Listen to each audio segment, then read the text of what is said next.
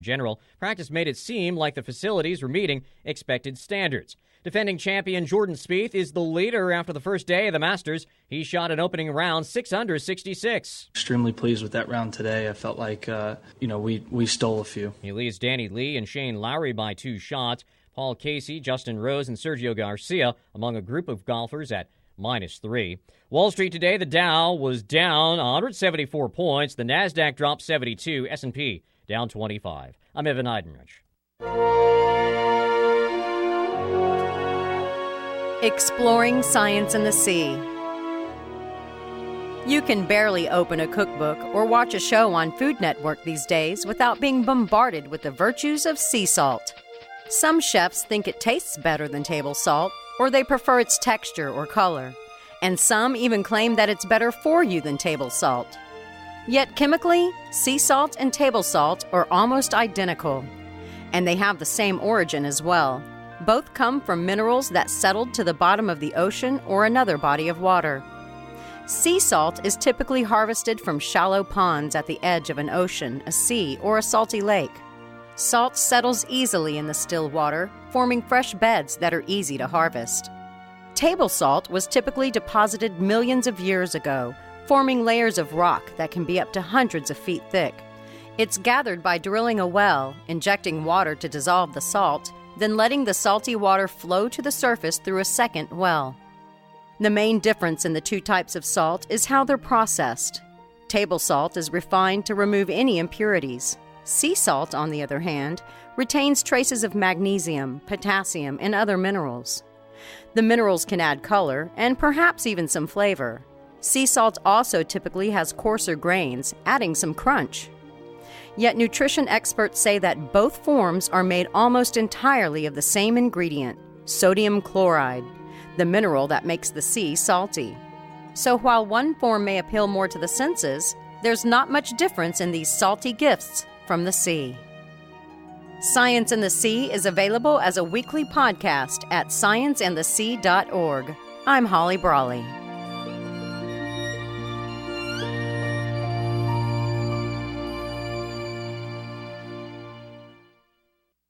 Do you want exposure for your business or organization? Check out Digital Network Advertising. Digital Network Advertising is where businesses display your ad inside their building. You can choose your marketing sites or jump on the DNA system and advertise with all participants. Your slide holds the virtual billboard for 14 seconds and is displayed 3 times an hour. It's a novel way to be seen, be discovered, and to be remembered. Digital Network Advertising with networks in Redlands and Yucaipa. Call 909-222-9293 for introductory pricing. That's 909-222-9293. You're listening to the Inland Talk Express, 1050 AM and 106.5 FM, KCAA Loma Linda.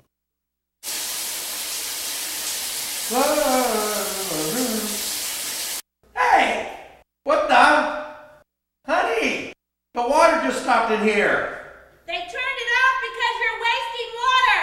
What? What are you talking about? You know. Because you know it's all about that drought, no water. It's all about that drought, no water. It's all about that drought, no water. It's all about that drought, drought. Yeah, it's pretty clear, we're really short on blue. It's time to save it, like we're supposed to do. Some say it's doom, gloom, and all our grass must go. But together we can make it and enjoy our golden state. It's all about that drought, no water. Well, good afternoon and welcome to the Waterzone on KCAA, 1050 AM and 106.5 FM. And hope everybody's having a nice day. And from the mountains to the desert to the oceans and all across America and back to, unfortunately, drizzling San Bernardino. What do you mean, unfortunately? Because it was nice yesterday. It's wonderful when it rains in Southern California. Remember that cultural change we're all lobbying for? Well, they're still letting water out of the reservoir, so well, I don't know about that. But, and not in Southern California. Northern California. That's right. So, right. And where do we live? Southern California. Okay, so don't confuse what they do in Northern California with our need for water in Southern California, because we don't want to mislead our listeners into thinking that the drought is over. It's not over. Because it's not over in Southern California. It's over maybe in Northern California, but not in Southern California. Right. Well, I'm one of your hosts, Rob Starr, along with a man of many names, such as the Sultan of Sprays, the Superstar of Sprinklers, Luminary of Landscape, Illusionist of Irrigation, Wizard of Water, Honcho of Drip Hose, Royalty of Rotors, Commander of Smart Controllers, Maven of Landscape Maintenance, Emperor of Emitters, Principal of Pressure, Virtuoso of Valves, Boss of Bubblers, Sorcerer of Sensors, you'll like this one, Prejudigitator of Funny Pipe, Magician of Manifolds, and most commonly known as Mr. Mike Barrett. Hey, thank you very much, Rob. It's wonderful to be here. I look forward to Thursday evenings when we get a chance to talk about water on the Waterzone. And it's not like we don't do that all day, but that's true. But no, we get a chance to share and to get folks to call in and all those good things. But what do we have some news music today? Yeah, we got some news music. Let me hit the little button here. Got to rewind it. It's a coming. Right. Wait a minute. I'll go ahead and start talking. Then it'll come. Yes. There we go. See, I told you. And now for April 7th, the news of water in the state of California. Well, what's new, Mike? Well, I got to just share with you. I was out in La Quinta, California, out near Palm Springs, Coachella Valley Water District. And they are really getting into the swing of saving water this season because, Coachella Valley Water District had the distinction of being one of 4 California water agencies that didn't quite make enough effort last year for whatever reason. They had a very big challenge, a 36% reduction in the per capita consumption of water by their customers. But because they're shrinking their water budgets, they're getting more interest in smart controllers. And I was out today with 2 contractors who had not used the Evolution smart controller. And, by the time we got a chance to review that, it was amazing. But someone who was not used to a, 100% digital programming technology was feeling very comfortable, especially with a review function, which with the press of a button told him everything, the days of the week graphically, the total time of the stations that are running. And he just had never seen all that information visible on a screen at the touch of one button. And then when we connected the ET weather sensor, because we would have connected the precision soil sensor, but the situation was a lot of building in there. We couldn't get that sensor in the close proximity that we needed. But bottom line was, it started raining, and lo and behold, the display. That's the rain function we have on the controller. That's right. But it turned off, and they were very impressed with the fact that it was actually operating the way it should be. Well, that's great. I know Coachella Water District has rebates, but I know recently a lot of the other water agencies, like Corona, we did a fair for them the other day. Yeah, Earth Day. Yes. Earth Day. And they have a $200 and plus, I think it's $240 rebate for a controller, for a smart controller, which pays for it 100%. Wow. And I don't know if they raised it out in Coachella Valley, but if people are listening, call them and find out, because there's lots of good rebates right now for smart controllers and nozzles and. Yeah, just Google your name of your water agency, and then in the search function, just put in irrigation rebates, and you'll see what your water agency has to offer you. Yep, it's a good thing. Well, couple things I found in the news. We, as a congressman, represents up north. His name is Steve Knight. Him and another congressman, Kevin McCarthy, wrote a letter and sent it to President Obama, urging him to immediately increase water exports to Southern California from the Sacramento San Joaquin River. They're desperately hurting for water, with all the farm things. Agencies failed to take advantage of the El Nino rains by impeding the Department of Reclamation's ability to export much-needed water south of the Delta. In fact, despite a relatively high amount of rainfall this year, there's not been a substantial increase in the amount of usable water made available to the residents of Central and Southern California, as we were talking from last year, which was one of the hottest and driest years we had on record. And Representative Knight stated previously that finding solutions to California drought is on top of his priority in Congress. Good to know. I think I'd rather see him do that than the train, personally. And last summer, he co-sponsored a bill that would set up a streamlined process for increased pumping, capture, and storage in the state. And he's joined his fellow representatives from California on numerous letters urging state and federal officials to take steps to improve the water supply. And most recently, he introduced a bill that would authorize the Bureau of Reclamation to fund new water supply programs associated with communities impacted by the percolation of contamination plumes like Santa Clara Valley, and in order to restore lost groundwater supply and decrease dependence on important water supply. So they're desperately hurting for water, even though it rained up there. They're just not releasing water, letting them have water, which is kind of a shame. I do know that the allocation that was only 5% in the State Water Project last year has been raised to 45%. So there is increased flows somewhere, right. But maybe not all the way down to Southern California. Of course, that's mostly a function of how long and how often they let the pumps operate. So do you know, or have you heard about Saudi Arabia and California? No. Just found this out. Saudi Arabia's largest dairy company buys land in Palo Verde Valley for water rights. So there's a company called Al Mahreh, if I'm pronouncing it correctly. It's the largest dairy company in Saudi Arabia. They purchased 1,800 acres of land in California's Palo Verde Valley to grow water-intensive alfalfa it needs to feed its cows back home. They paid to feed the cows in Saudi Arabia? Yeah. And they paid $31.5 million for the land earlier this year in an area which enjoys first dibs on water from the nearby Colorado River. Gets better. The acreage purchased earlier this year is not the first for them. They purchased another 2,000 acres in Palo Verde area last year. And they also purchased more than 9,800 acres in La Paz County, Arizona in 2014. And the sparsely populated alfalfa growing region is exempt from severe pumping restrictions. So conversely, the restrictions imposed on Phoenix, Tucson, and the other heavily populated Arizona regions are a result of the 1980 state law, so they're protected from that.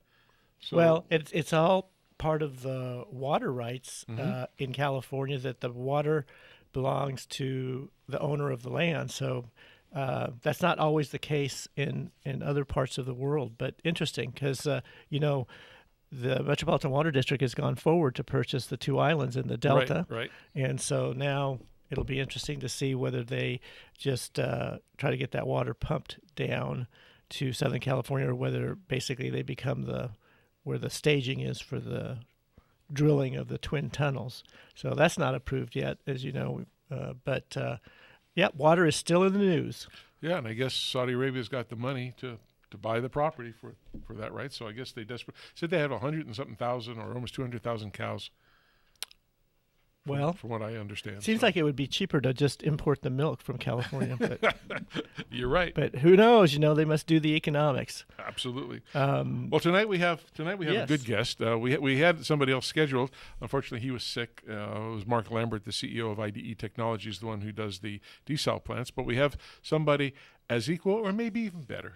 Well, we were lucky to be able to move him forward on our schedule, and I think he's got some real interesting perspectives on efficiency, water use efficiency. Absolutely.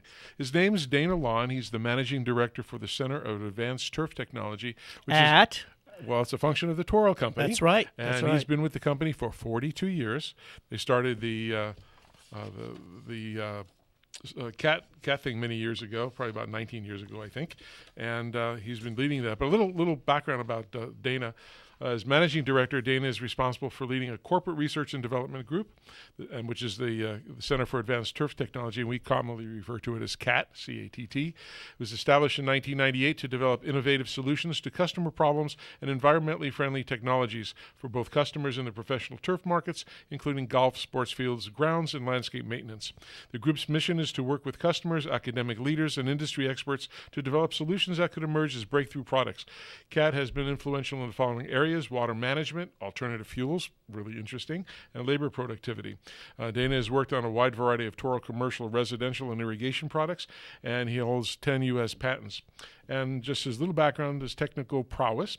Dana attended the University of Minnesota Twin City campus, where he earned a bachelor's of mechanical engineering, graduating with high distinction. And he continued his postgrad work also at the University of Minnesota as an Institute of Technology corporate fellow, earning a Master of Science in Mechanical Engineering, and again graduating with high distinction. And he also is carrying a license. He's a licensed professional engineer in the state of Minnesota. And he was the first guy who called me on a telephone when I came to Toro the first day.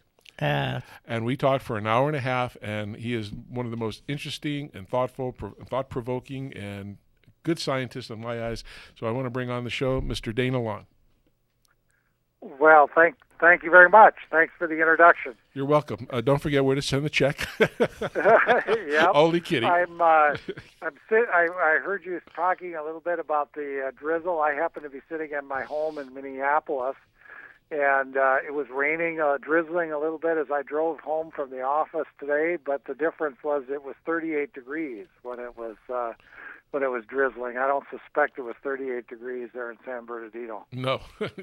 Now, out there when I was out in the Palm Springs area, we were in the 80s, and it was kind of like a humid hot out there. But interesting. You should mention the drizzle there in Minnesota, because you in that area get a lot more rain on an annual basis than we do out here in Southern California. We get about 15 inches per year. What's the approximate rainfall that you see in the Minneapolis area? I believe we're in the 25 to 30 inch range here in Minneapolis. And of course that would include snowfall.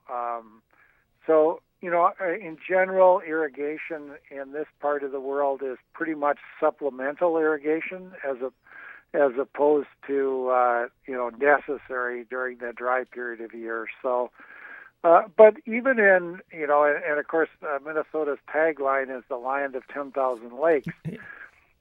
So we're very we're people. We see ourselves as a water-rich area, but even in water-rich areas like we are, we still have many of the same water issues. We're overdrawing our deep aquifers, not unlike is happening many other places in the world. And so basically the whole, we as a society have to figure out how to use water more effectively. It's not just a localized drought problem. It's really a worldwide problem. And Dana, it's not just about landscape use, because in the prioritization of water use within, a city or a county, there are other uses that water is applied to besides just landscaping, which is obviously our focus. But maybe you could share a little bit about that perspective, the societal perspective. Sure. And you kind of look back and say, what really is that kind of worldwide challenge? And part of the way I look at it is if you look at what's happened you go back as little as 200 years, and there was something on the order of a billion people on Earth. And today we're about 7 billion people, and the current projections are that over the next 50 years we're going to be something like 9 billion people.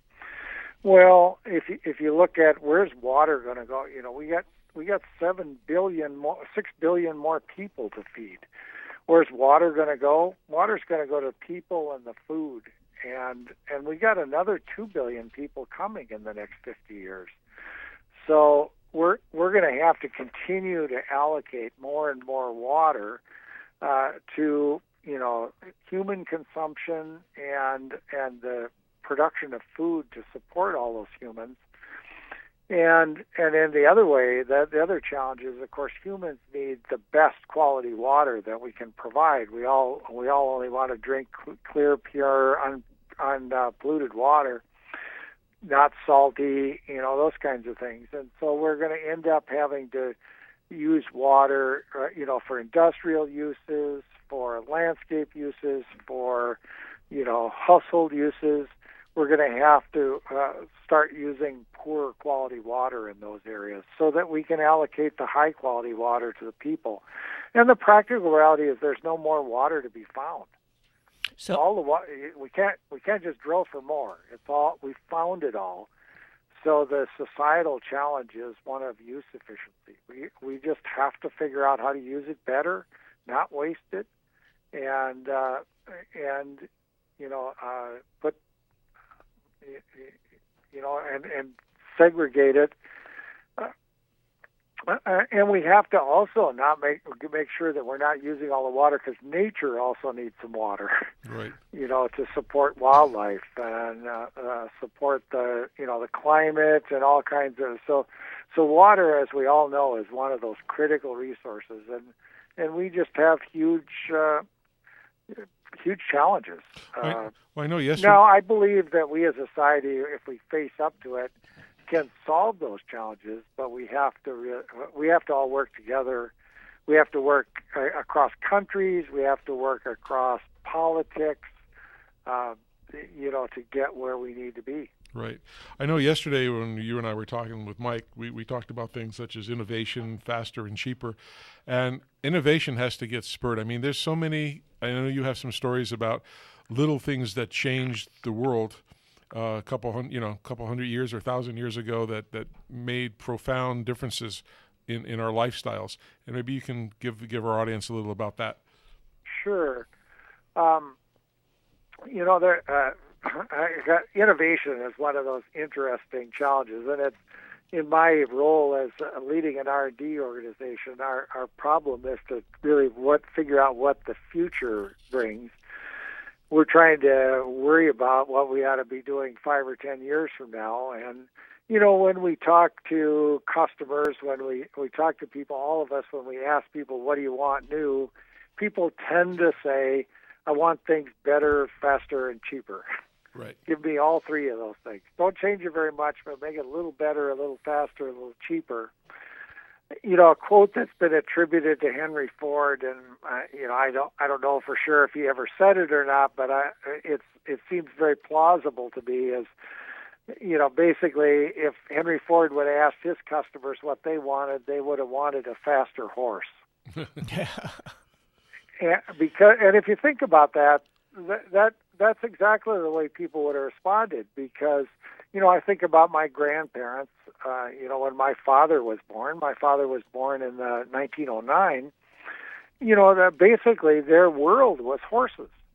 Mm-hmm. A car wasn't anywhere near affordable for the average person.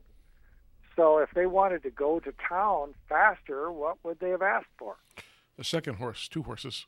They would ask for 2 horses or a buggy that would go faster, or and then as the cars became more affordable, then that became the expectation. And there's just many examples of that. What Rob was alluding to as we were having a conversation, I really enjoyed a program that was on PBS here about 6 months ago or so, and it was a documentary that was called Humanity from Space.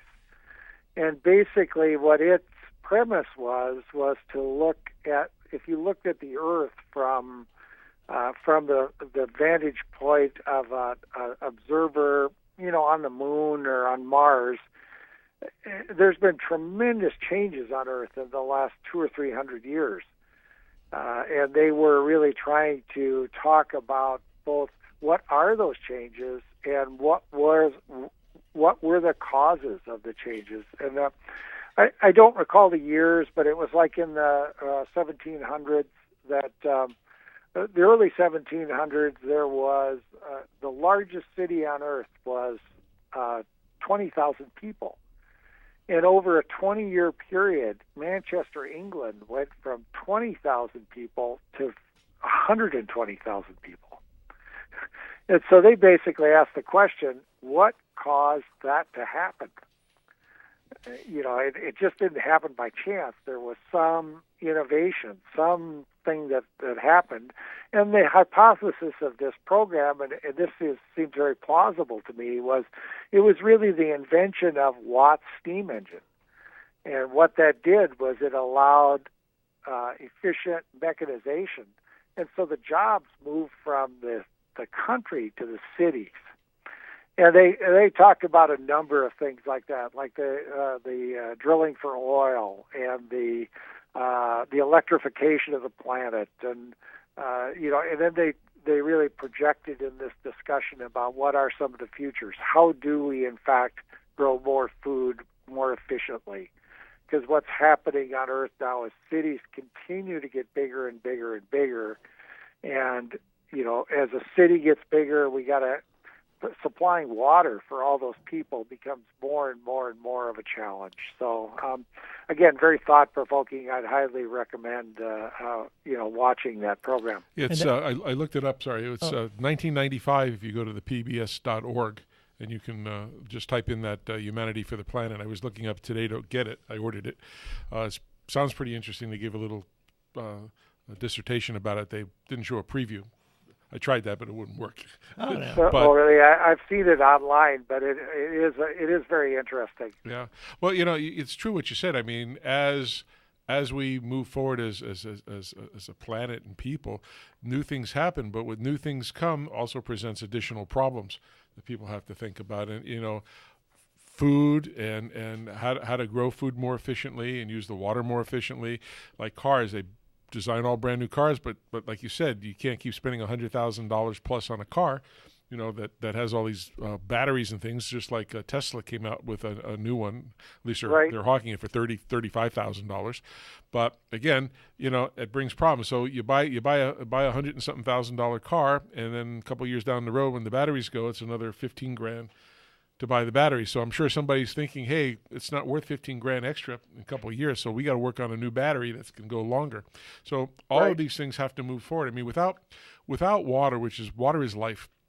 Without water, there's nothing. I mean, you can't have infrastructure, you can't building, you need it for medical, you need it for food. I mean, people have to get serious about this. Now, we've had people on the show that talked about different countries, like Israel, for example, that started back, in the 40s, Mike, I believe? Yep. They had a vision. It was the gentleman who became the first prime minister, when the state of Israel was created in 1948. But prior to that, had a vision that they were going to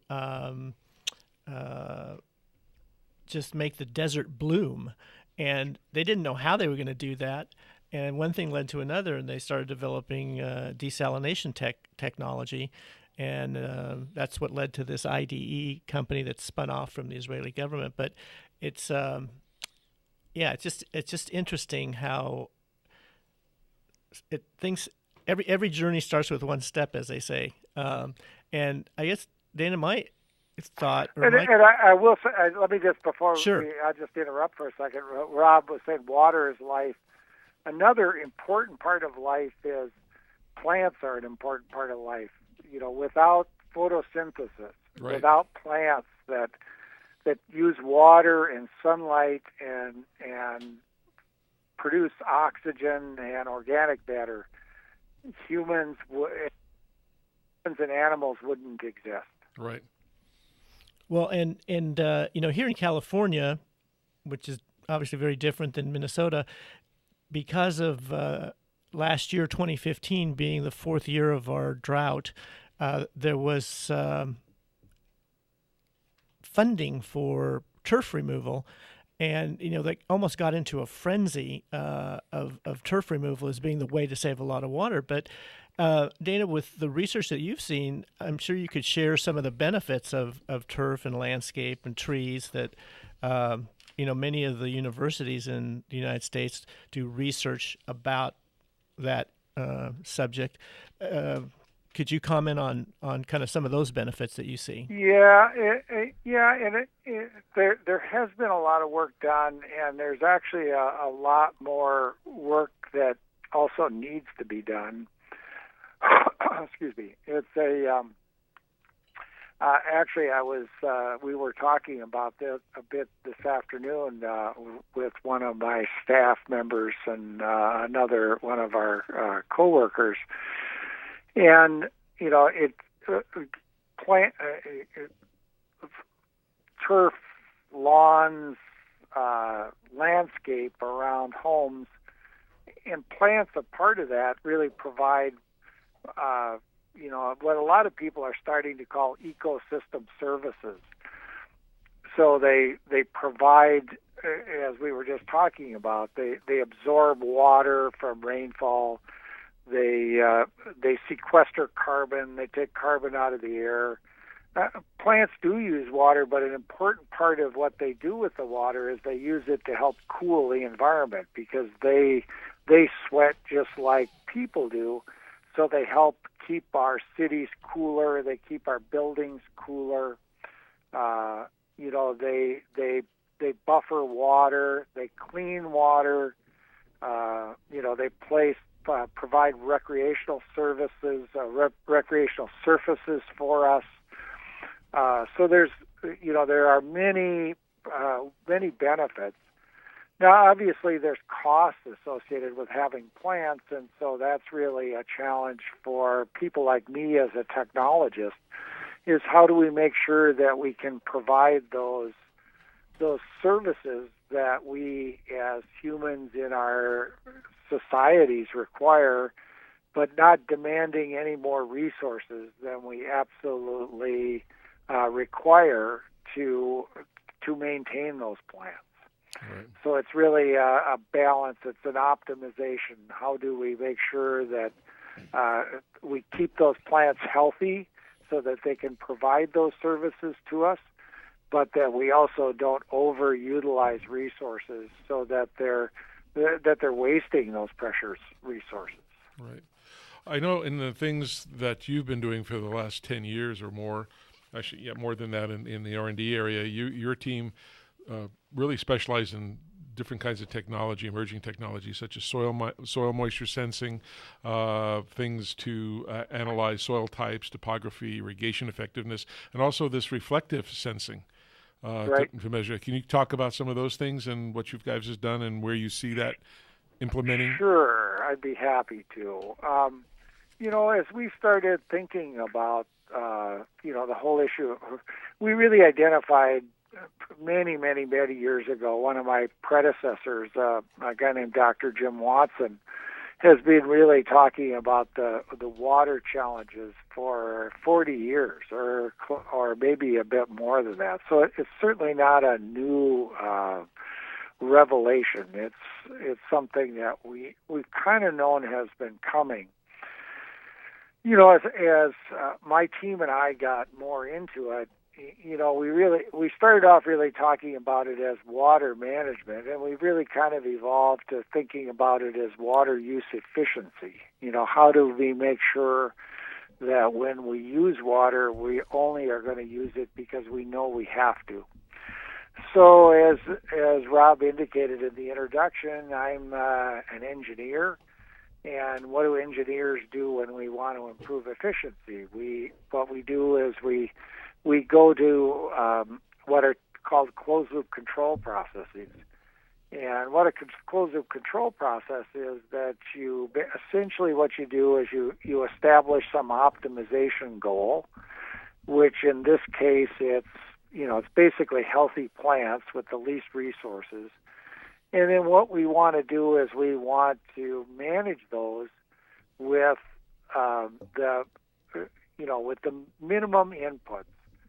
So we want to control the controllable things in the light of the uncontrollable things, and that drives us towards measuring.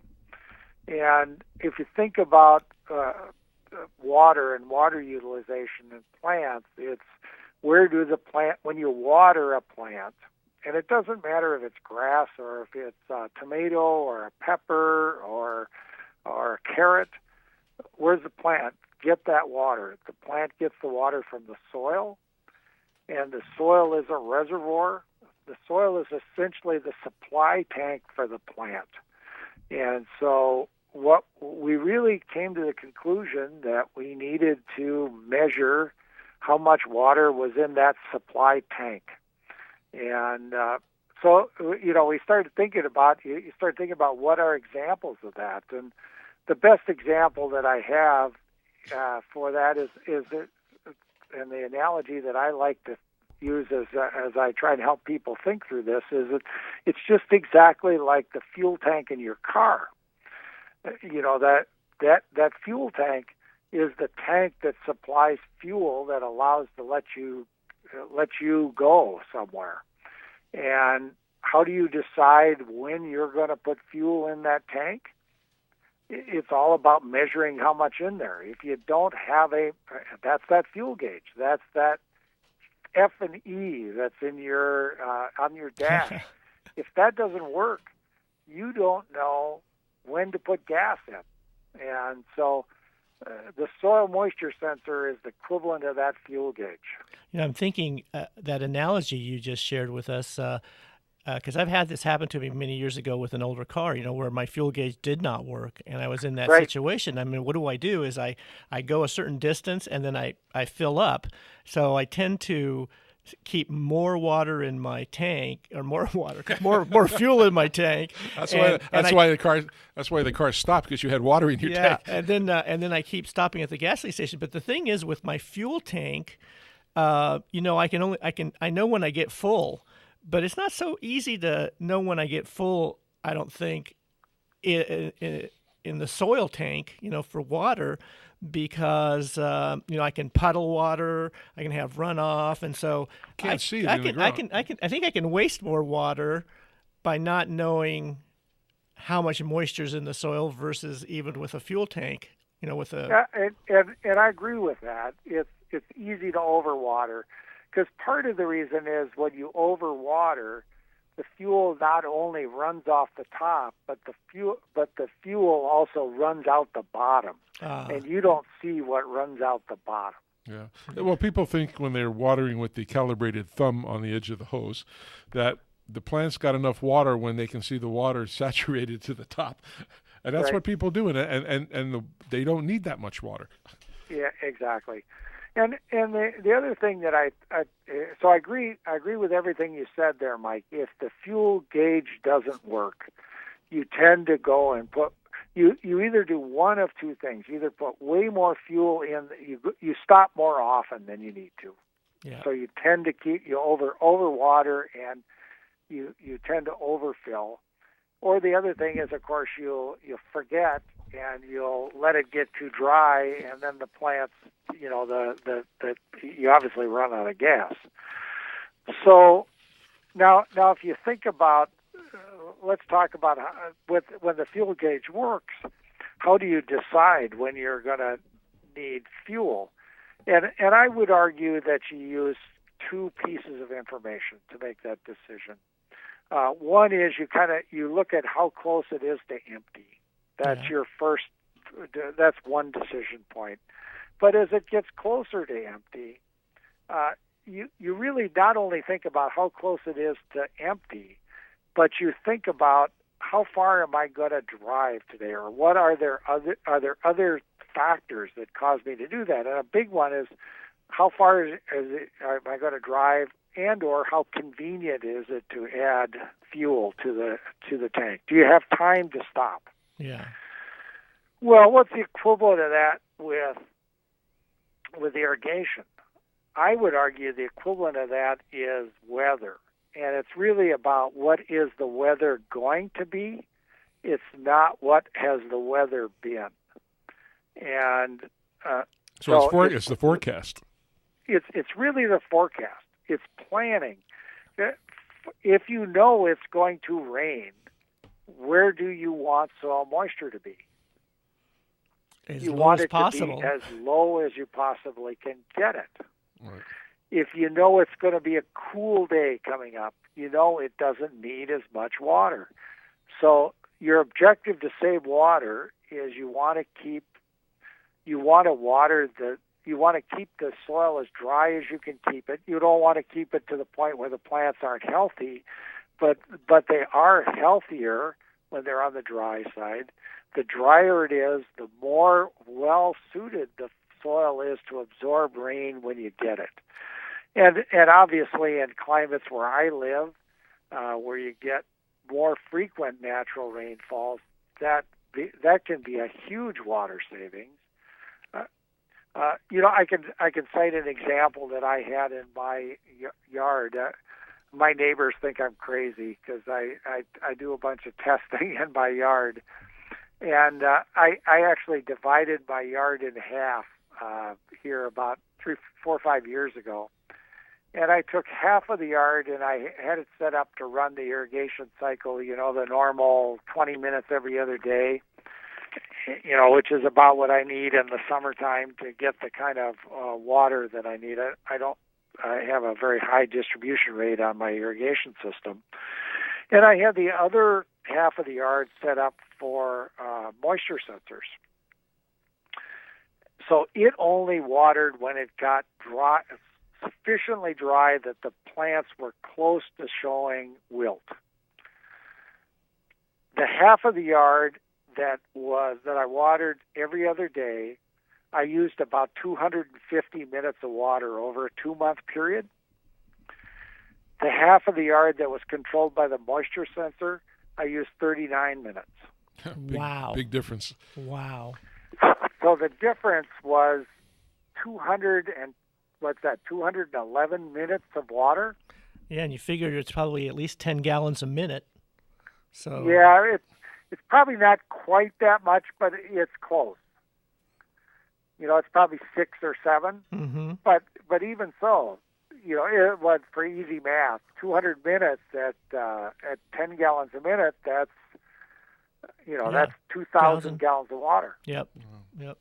I think it would be fascinating, Dana, if we could have you come back because we're up against a hard stop. But I'm sure there are other issues around and other interesting points that we can discuss in the near future. Would you be willing to join us again sometime in the near future? Oh, absolutely. I'm happy to do it. I know I'm long-winded and. This is a topic, as you can tell, I enjoy talking about it, and I'm obviously passionate about it as well. Oh, that's great. Well, appreciate that's fantastic. It. Well, all right. Dana, thanks a lot, and we'll certainly give you a call, and we'll be talking, and we definitely want you to come back and talk about some challenges you see in the future and maybe some hints on technology that's coming up. So everybody's listening to the Waterzone with Mike and Rob on KCAA, 1050 AM, 106.5 FM, and give us a call at 909-888-5222 or did you said the 888-909-1050 or 909-888-5222. You get a gift card.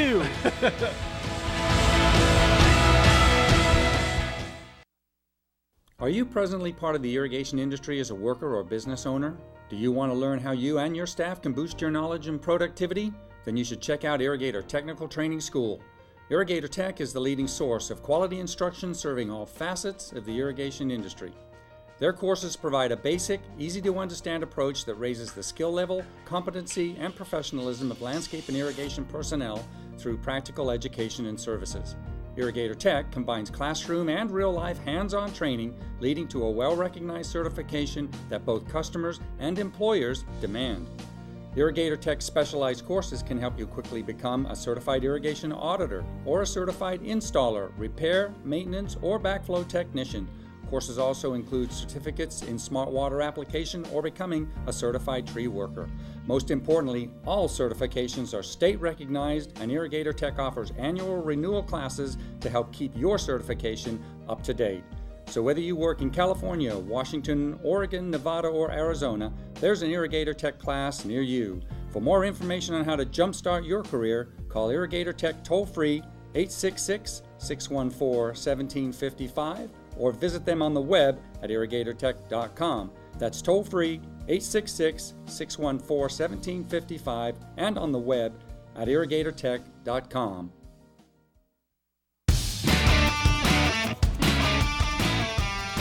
Hey, welcome back to the Water Zone with Mike and Rob on KCA 1050 AM, and we do want to have some callers calling in at 909-888-5222, and if you're long distance from that, 888-909-1050. And I do want to give a shout out to one of our avid listeners, Marcy. If you can see us on the Shine, we're going to give you a little wave. Mike and I are waving to you, so we're proud of that. Anyway, we want to bring in, it's time for... Wait, before we do that, I just got to tell everybody, turn off your sprinkler timers. If you don't have a smart controller, you got to turn them off now because we're expecting the rain. And that would be consistent with what our last guest was saying. Hey, think about what's coming.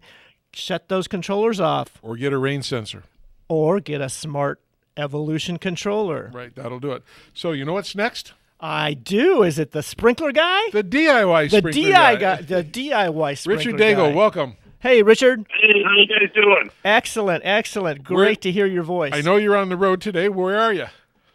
I'm in Northern California in Concord doing classes here at an irrigation supply house. And we've had city schools and landscapers learning all about irrigation and ways to save water. My hat's off to you because after a full day of training, here you are willing to share your knowledge on the Waterzone to help people manage their water bill costs. That's great. Thank you so much for making that time investment. And Richard, Yes, no problem at all. We love helping people because it makes such a huge difference because, you know, there is a place for artificial turf, but like the gentleman before me, I mean, you know, we love our grass. We like to have grass. So always make sure, we talked last week about letting your grass grow a little longer, just 1 inch longer, changing your pop-ups for 4 inch to 6 inch makes it so more moisture stays in the soil.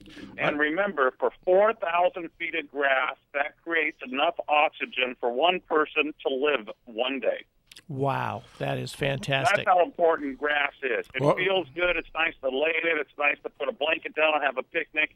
And it's nice for the environment. And it's always keeping our environment cool. So we do love our grass. And I know that everybody out there can manage their water better. I mean, every day I travel all over the United States, and I constantly see broken heads, drip lines and stuff that's not maintained. And we have to make sure we hire the right contractors with the right knowledge. So when you have a really good, nice yard and you want somebody to come in and maintain it, make sure that the owner as well as the employees know all the things how to do and keep up with all the water requirements, all the plant requirements, the moisture, the mulch in the soil, and they're doing a beautiful job for you so we can conserve water and have beautiful homes with beautiful landscapes and not suffer by not having nice landscapes out there. Absolutely. And the last couple of weeks, we talked about having swing joints underneath your sprinkler head. So that's a way that you put under your sprinkler head near the side of the driveway to make sure that if you run over a sprinkler head, that you make sure that the head doesn't break, because we lose so much water just with a broken head, and people don't have time with both parents working to fix the heads until the weekend comes, and then water's running down the street. And then we've talked about how having check valves recently in the last couple of weeks too. Having a check valve underneath your sprinkler head, harvesting the water. It's a little small check valve. They're built into like the Toro heads. Yep. So there's a little ring down on the bottom, and it seals off the bottom. So any water that's coming out of the pipes after your sprinkler heads go off, then it makes sure that the water stays in there. So the next day when the water comes on, it pushes that water out, and we don't waste any of that water running down the street or down the sidewalk. So if you have a sprinkler head, and when you turn off the water, it still has water running out, you need to make sure that you get a Toro 570 with a PRS and a Stop-O-Matic on it. Yep. So you want to make sure that you have the proper heads, the proper product out in the field. Well, hey, Richard, you're going to be happy to know that we're one of the two major manufacturers who sell our check valves separately for field installation, and we sell them for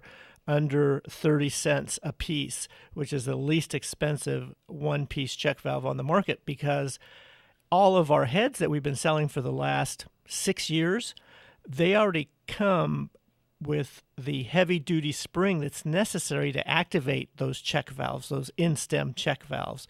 And again, we're the only ones that put that extra heavy-duty retraction spring so that every Toro spray head is check ready and can be upgraded in the field. So I know you talked to a lot of maintenance. Mike had come. We made a video. So if you go to Green Industry News on YouTube, and you'll come down, and Mike has a video on our YouTube, and he shows you where he takes the head apart and shows different types of models of heads that are there, and how you can easily and how quick it is just to take a Toro pop-up, take the guts out, pop this in, boom, you're ready to go, and you can be saving hundreds of gallons of water by installing a 30-cent part. Product and the technology that Mike has been a big part, bringing out there. Absolutely. I do agree with your thing about artificial turf, and there is a place for it. And where that place is at a miniature golf place. That's probably the best place it could be. Cause also, I got to tell you, the city of Glendora, they had these little, maybe it's about maybe 24-inch by 24-inch squares where the stop sign in the middle of the road is in, and were they irrigating that? They were in the old days, or maybe it was just. But I don't know what they had there before. But now it's a piece of nice green artificial turf, and those areas that are hard to irrigate. Right. Absolutely. Let's either put inorganic mulch or a piece of artificial turf. There are places for it. I know when people, in California are running out to do their whole lawns, and as you know, Mike, you were attended one of the shows with, was it Nick Fedorov? Yes. And he put down under studio lights in the studio, Richard. They put a piece of real turf and they put a piece of artificial turf. And I think if I remember watching, and then they put rocks. Yeah, and I remember when they was measuring, I think it was like 40 degrees or more hotter with the artificial turf. And so people that worry about global warming, well, when you stick that much turf down, of artificial turf, it's going to generate a lot of heat. And what people don't realize, they say, oh, well, look at all the football fields and soccer fields and baseball fields that have that. Well, guess what? They still have to be watered. Two things. One, to keep it cool, and two, to keep it clean. They have to wash it down. So they still use water for that. So I don't know. I'm not a big proponent of large artificial turf for your backyards or front yards or things like that. But as Mike said, there's places where it doesn't make sense to have. And for those small pieces, I agree. Like Mr. Miyagi said, balance. Balance. That's true.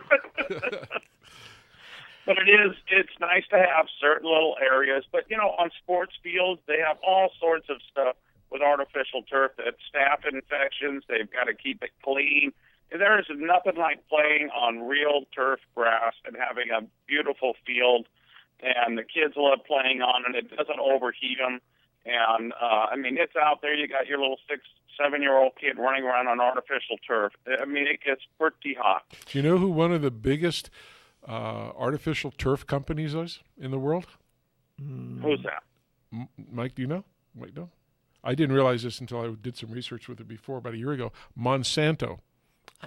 I was going to say that. But.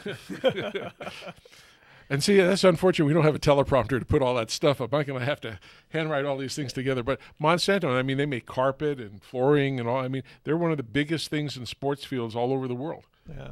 Well, I want to go back to something you said, Richard, which I agree with 100%. And, you talk about broken heads, and the longer they stay broken, the more water we waste. So this is what I call my trifecta of outdoor water waste. And the trifecta starts with deferred maintenance.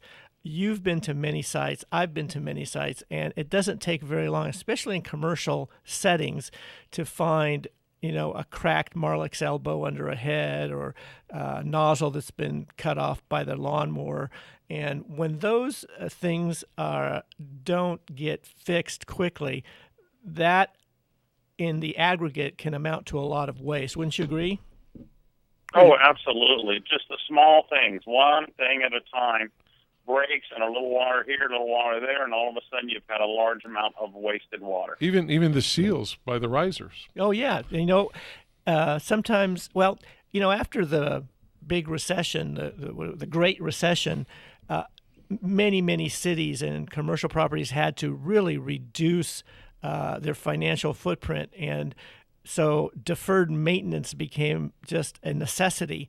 But deferred maintenance back in those days when water was cheaper probably made financial sense. It was cheaper to waste water than it was to hire professionals such as certified individuals like that attend Irrigator Tech to fix those problems. But today, with the regulations, the water budgets that are being reduced across the state of California, where people are seeing more of their water use go into the higher cost tiers, their water bills aren't jumping 5 or 10%. They might go up 50% or 100% because the amount of water that's allocated at the lower prices is shrunk, and you get quicker into those higher cost tiers. So the second thing that I think wastes water in this trifecta of water waste in outdoor landscapes is the wrong pressure. Do you think it's a bigger problem, high pressure misting, or do you think it's low pressure operation? It's a little bit of both. I mean, but I see a lot of high pressure. I see non-adjusted rotors that are on the sidewalks. And we were just looking at a baseball field for one of the school districts, and they had every nozzle was a different nozzle on it. No match preset, and they didn't even know what we were talking about. And in the majority of the class of these professionals that we are educating, a lot of them have never taken a Toro or Rainbird or Hunter book and knew how to read the nozzles. So make sure when you hire a contractor that they bring you those books, bring you a Toro book, go through it and say, hey, what nozzles should I be picking and using for my house? Make sure the professionals that you're hiring out there that come in, show you all the options, all the nice products and stuff that's out there, and know how to read the book and tell you, well, if you run it this long or this long with this nozzle on it, these are the results. Yeah. Or use drip here and show you your options, because those options will save you thousands of dollars plus thousands of gallons of water over time. So you want to make sure that you hire good professional landscapers, and the employees that are working for those companies are always looking at making sure you have the right plants, right water requirements, and that are doing a professional job out there to make sure you have a beautiful landscape job. Well, it's not only the rotors that are, that are misadjusted. You even take a look at pop-ups. And depending on how old they are or the manufacturer, sometimes, in the water, when the riser goes up and down and shuts off, they don't come back to the same location because inside the ratchet portion is worn. And that's another time when you see every time it comes on, it moves a little bit more to the left or a little more to the right. And eventually people don't understand that. In fact, I know a lot of people who don't even know that there's a ratchet mechanism in the head. So they screw the whole body down, and then they turn it on. They see, it's not pointing with direction, and they keep tightening the whole body until they can get it to turn. And sometimes you're like 45 degrees off, and you can't turn anymore. That stresses that inlet, and over time it could crack, and that leads to that maintenance problem. And I guess the third thing I'll mention, and see if I can get your comments on, Richard, is we talked about deferred maintenance, we talked about the proper operating pressure, but then there's scheduling. Which days of the week and how long for each station. There's so many folks that just go, hey, 10 minutes every station, water 4 times a week, and boom, they're done. Somehow we've got to do a better job as manufacturers, as professionals, to encourage proper scheduling that takes into consideration evapotranspiration and also the plant factors and the overall efficiency of the irrigation system, so that we can do a better job of only applying the water that's really needed. Well, I've seen some people in the last summer when it got really, really hot, and so some people watered 4 times a day, and then they started watering at 12 o'clock and at 2 o'clock in the afternoon, aside from 6 in the morning and 6 at night. So they're wasting the water in the middle of the day, because most of that's going to get evaporated. Yeah. So anyway, we're about running out of time here. Richard, we thank you for calling in again. And thank you, guys. And again, anybody who really needs to learn more, if you own a company or you're working in the landscape industry and you want to get much smarter and get certified, go to Irrigator Tech. They have the right people all over different states to help you get certified and get you hopefully more money out of that. Yeah, because my challenge is, in the United States, people spend more money being entertained than they spend being educated. And those of us in the landscape industry, we need to get educated at places like the Irrigation Association, but locally with Irrigator Tech, because they know what the heck they're doing. Okay, everybody. See you next week. Cool. From Mike Thank and Rob. you. Great. You You bet. guys have a great evening. Bye-bye. Bye-bye. Bye. Travel safely. Will do.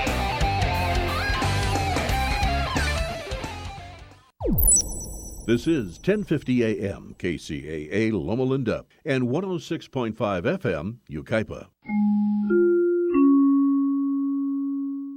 You can get paid to participate in a controlled, safe environment to study your arthritis, sleep disorders, high blood pressure, and more. But you must call now, 909-981-5321. That's 909-981-5321. Call Empire Clinical